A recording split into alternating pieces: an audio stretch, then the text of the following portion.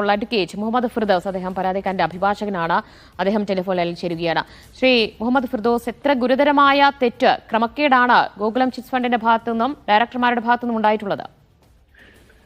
ഇത് കേവലം ഗുരുതരം എന്നുള്ളതിനേക്കാൾ ഉപരി ഞാൻ ഈ ഫയല് പരിശോധിച്ചതിൽ നിന്ന് എനിക്ക് മനസ്സിലായത് ഇന്ത്യ കണ്ട ഏറ്റവും വലിയൊരു സ്കാമാണ് ഇത് എന്നുള്ളതാണ്. സാധാരണഗതിയിൽ 2012 Indian chit fund rule Kerala chit fund റൂളായിട്ട് വന്നത്. കേരള ചിറ്റ് ഫണ്ട് റൂൾ പ്രകാരം കേരളത്തിൽ ഒരു ചിട്ടി നടത്തണമെങ്കിൽ അതീവ ക്രൂഷ്യലായിട്ടുള്ള പല പ്രൊവിഷൻസും ഉണ്ട് അതില്. അത് പ്രകാരം ഒരു ചിട്ടി നടത്താൻ കേരളത്തിൽ അത്ര എളുപ്പമല്ല.